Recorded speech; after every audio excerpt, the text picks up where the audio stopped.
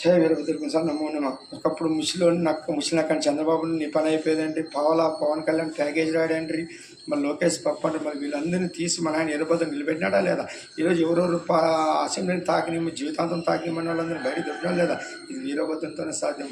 వీరభద్ర యుగం ప్రజల్లో మార్పు రాలేదు. ప్రజల్లో 40% ఓట్లు పడినప్పుడు వైసీపీ వాళ్ళకి ధైర్యం, ముఖ్యంగా ప్రజల్లో మద్దతు ఉందని ఇంత విర్రవీగుతున్నారు. ప్రజలు ఒక్కసారి దెబ్బ కొడితే 10%, 0% పడిపోవాలి. అప్పుడైతే నాయకులు ఉద్దేశం. కానీ మీరు మారరు, వాళ్ళు మారరు. మీరు డబ్బులు తీసుకుని ఓట్లు వేసుకున్నంత వరకు మీరు మారరు. మీరు కుల గెజ్జలు మత గెజ్జలు పెట్టుకొని స్వార్థాలతో వాడు నాయకులు మంచోళ్ళు లేదు చూడకుండా ఓటేసినందుకు ఒక ప్రతిఫలం 5 ఏళ్ళు. ఇవన్నీ మిగతా కాదు. జనాలు మారు, నాయకులు మారు. అందుకే మన ఆయనే వస్తున్నాడు. వీరభద్ర వీరభోగ సంత్రాల విశ్వగురువై భారతదేశాన్ని ఎట్లా పాలిస్తారు మీరే చూస్తారు. రుచికొండలు ఆశ్రమం చేసుకుంటాను అన్న బిడ్డ దేని అవసరం లేదు. 1000% గ్యారెంటీ ఇస్తాను. 1కి 1000%. ఎందుకంటే మన ఆయన ఆజ్ఞతో చెప్తున్నాను. ఇది వీరభద్ర ఛానల్. మన ఆయన హెచ్చరికలు